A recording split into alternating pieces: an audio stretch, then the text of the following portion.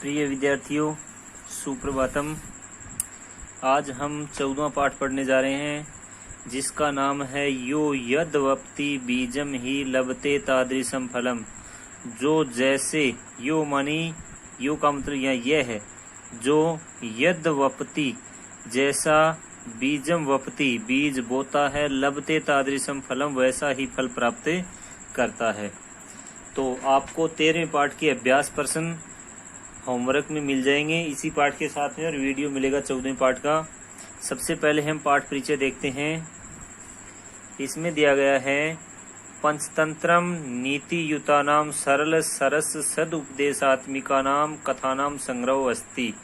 पंचतंत्र नीति युक्त, सरल, रस से युक्त और सदुपदेशात्मक कथाओं का एक संग्रह है। पंचतंत्र से रचना पंडित विष्णु शर्मणा सरलोपायन नीति ज्ञान प्रदानाय कृता। पंचतंत्र की रचना पंडित विष्णु शर्मा के द्वारा सरल उपाय से नीति ज्ञान को प्रदान करने के लिए की गई स्व अद्भुत भाषा शैल्यः अयम ग्रंथ है। अपनी अद्भुत भाषा शैली का यह ग्रंथ विश्वस्मिन् जगति, संपूर्ण विश्व जगत में प्रसिद्धो अस्ति, प्रसिद्ध है। संसारस्य नैकासु भाषासु, संसार की अनेक भाषाओं में संस्कृत अनुवादो लभ्यते, संसार की अनेक भाषाओं में इसका अनुवाद प्राप्त होता है। लभ्यते का मतलब है प्राप्त होता है। पंचतंत्र नामात्मके अस्मिन् ग्रंथे, पंचतंत्र नामक इस ग्रंथ में पंचतंत्राणि संति, 5 तंत्र हैं। पहला है मित्र भेद, दूसरा है मित्र संप्राप्ति, तीसरा है काकुलुक्यम, चौथा है लब्ध प्रणाश है, 5वां है अपरीक्षित कारक इति, अपरीक्षित कारक इति। ऐसा आगे है प्रस्तुतो अयम पाठ है। प्रस्तुत यह पाठ पंचतंत्रस्य चतुर्थ तंत्रस्य लब्ध प्रणाशस्य प्रथमायाः कथायाः सारः वर्तते। प्रस्तुत यह पाठ पंचतंत्र के चौथे तंत्र लब्ध प्रणाश की प्रथम कथा का सार है। प्रथम कथा का सार है। अस्मिन् पाठे गंगदत्त नामकः मंडूकः कदाचित सवीय जनैः अपमानितः सन।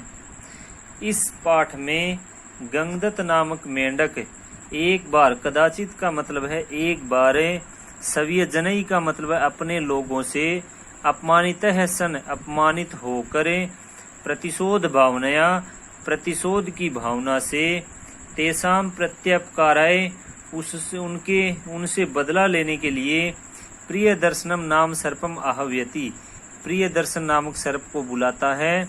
सर्पश्च सर्वान बंधुवर्गान बक्ष्यति, और वह सर्प जो है वो सभी बंधु वर्गों को खा जाता है। वह सर्प मेंढक के जो बंधु वर्ग है, भाई बंधु जो थे परिवार के कुटुंबी, उनको खा जाता है।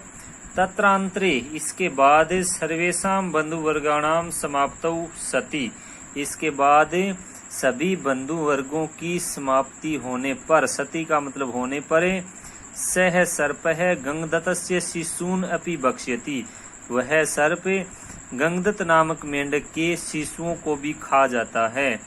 तथा संदिशति, कथा संदेश देती है कि यया दुष्टया गंगदत्तेन, कि जिस दुष्ट गंगदत्त के द्वारा स्व बांधवः हतः, अपने भाई बंधु नष्ट करवाए गए, तया एव तस्य पुत्रः अपि, उसी के द्वारा ही उसके पुत्र भी काल क्वलितः, काल के मुंह में समा गए। और उक्तम ही, और कहा भी गया है, यो यद वप्ति बीजम ही, जो जैसे बीज बोता है, लभते तादृशम फलम वैसे ही फल प्राप्त करता है। तो प्रिय विद्यार्थियों, इसमें एक कहानी दी गई है, एक गंगदत्त नामक मेंढक और प्रिय दर्शन नामक सर्प की कहानी दी गई है। सबसे पहले मैं आपको बता देता हूँ कि एक मेंढकों का राजा कौन है? गंगदत्त नामक मेंढकों का राजा। वह अपने परिवार के और अपने कुटुंब के मेंढकों के साथ एक कुएं में रहता था। कहाँ रहता था? एक कुएं में। और कुएं के अंदर जो कुटुंब के जो मेंढक थे, उसके परिवार के समाज के जो मेंढक थे, उन्होंने उसको मतलब भला बुरा कहा। क्या कहा? भला बुरा कहा। और उन्होंने ये मानो एक तरह से पिटाई कर दी उस गंगदत्त नामक के मेंढक की। इसके बाद वह मेंढक उस कुएं से बाहर निकल गया। बाहर कैसे निकला वह मैं आपको बताता हूँ। अभी एक चित्र के द्वारा आपको बताया जाएगा कि एक रहट नाम का पानी निकालने का एक सिस्टम था पुराने जमाने में। उस रहट के डोल पर बैठकर वह गंगदत्त नामक मेंढक कुएं से बाहर आ जाता है और जिन उसके परिवार के मेंढकों ने उसको अपमानित किया था उनका बदला लेने के लिए सोचता है। ठीक है। तो प्रिय विद्यार्थियों, प्राचीन काल में जैसे कुएं होते थे, क्या होते थे? ये जैसे कुआं है, ठीक है, इसके अंदर से पानी निकालने के लिए एक रहट नाम का सिस्टम होता था। उस रहट से पानी निकालते थे। ठीक है। यानी रहट का मतलब हो गया एक चक्कर होता था यहाँ लगा हुआ, उसके ऊपर एक चेन सिस्टम चलता था। क्या चलता था? Chain system. ठीक है। इस प्रकार से एक चेन सिस्टम था, वो किसी बैलों के द्वारा उसको घुमाया जाता था। ठीक है। बैल यहाँ चारों ओर चलते थे तो ये सिस्टम चलता था और ये चेन घूमती थी। इस चेन का मतलब ये है कि इसके ऊपर डोल लगे हुए थे। क्या लगे हुए थे? डोल, यानी पानी की बाल्टी मान लो आप, इस प्रकार से। ठीक है। इस प्रकार से इस चेन के ऊपर बाल्टियां लगी हुई थी। ठीक है। ये बाल्टियों का मुख ये मान लो आप इस तरफ था। ठीक है, इस तरफ। और कुएं के अंदर डूबी हुई थी ये चेन। और जो ही ये बैल इसको घुमाते थे तो यहाँ से ये चक्कर चलता था और ये चेन सिस्टम इस प्रकार से राउंड करता था। और जो ही ये बाल्टी जो थी वो पानी में जाती थी और वो धीरे धीरे पानी से भरकर ऊपर आ जाती थी। और इस साइड में एक पानी का हौद बना हुआ होता था। क्या बना हुआ होता था? जो ही बाल्टी ऊपर से उल्टी होती थी नीचे की तरफ, पानी इसे हौद में खाली हो जाता और इस हौद से आगे पानी सिंचाई के लिए चला जाता। ठीक है। इस प्रकार से रहट के माध्यम से पहले लोग सिंचाई करते थे। क्या करते थे? सिंचाई। तो पानी निकालने का ये एक सिस्टम था। तो यहाँ बाल्टियां लगी हुई थी या डोल बोल सकते हैं हम इनको। इस प्रकार से ये जब चेन घूमती थी तब ये बाल्टियां पानी में डूबकर ऊपर मतलब चली जाती थी, भर के पानी भर के चली जाती और यहाँ खाली हो जाती और यहाँ से पानी सिंचाई के लिए चला जाता। तो इस कुएं के अंदर पानी में वो मेंढक रहता था। कौन रहता था? मेंढक। और उसके और अन्य परिवार के मेंढक भी रहते थे।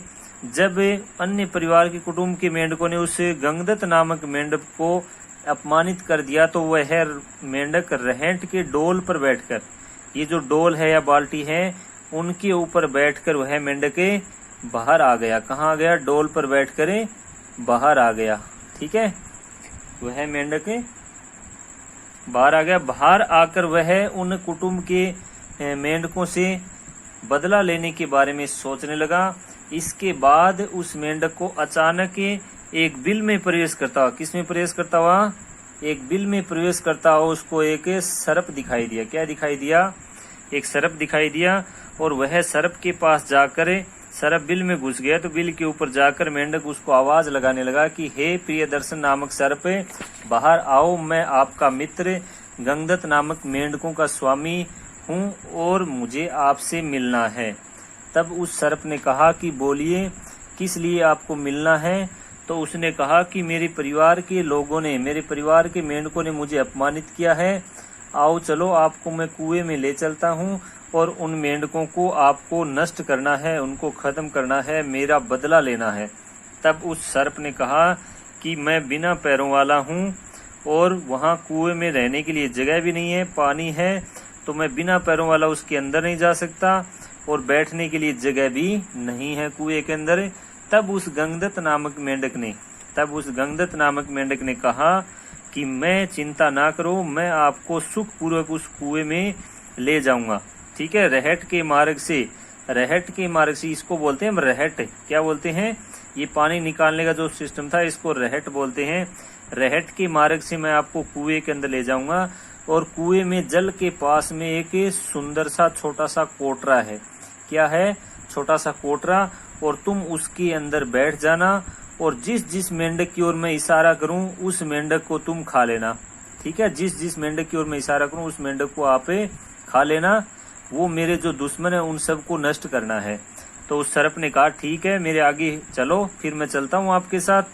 तो वह मेंढक उस सर्प को उस कुएं के अंदर कोटरे के अंदर बिठा देता है और वह एक एक मेंढक की ओर इशारा करता जाता है और सर्प उन मेंढकों को, उसके दुश्मन जो थे, उसके जो शत्रु मेंढक थे, उनको खाता जाता है और सबको नष्ट कर दिया। एक दिन उस मेंढक के सारे जो शत्रु थे वो सर्प ने क्या कर दिए? नष्ट कर दिए। फिर उस सर्प ने मेंढक से कहा कि आपके सारे दुश्मन मैंने नष्ट कर दिए हैं। तब मेंढक ने कहा ठीक है भाई, आपने मेरा कार्य अर्थात मित्र का कार्य कर दिया है, अब आप अपने निवास स्थान पर चले जाइए। फिर सर्प ने कहा कि हे भाई मेंढक, मैंने आपके सभी दुश्मनों को, शत्रुओं को नष्ट कर दिया, लेकिन अब मैं अगर वहां जाऊं, अब मैं अगर मेरे बिल रूपी दुर्ग में जाऊं तो वह बिल रूपी दुर्ग किसी दूसरे जानवर ने रोक लिया होगा, इसलिए मुझे तो खाने के लिए आप यहीं पे भोजन दो, नहीं तो मैं आपके इन सभी बच्चों को खा जाऊंगा। फिर और मेंढक थे नहीं, तो धीरे धीरे करके वह सर्प उसके सारे जो बच्चे थे, परिवार के जो मेंढक थे, उन सभी को खा गया। इसीलिए इस पाठ का नाम रखा गया है यो यद वप्ति बीजम ही लभते तादृशम फलम। जो जैसे बीज बोता है वह वैसे ही फल प्राप्त करता है। जिस प्रकार से एक मेंढक ने अपने परिवार के मेंढकों को नष्ट करवाने के लिए एक सर्प को लेके आया और वही सर्प उसके बच्चों को खा गया, तो इस मेंढक ने जो बीज बोए उसके फल ऐसे ही उस मेंढक को प्राप्त हुए, ऐसा इस कहानी में बताया गया है।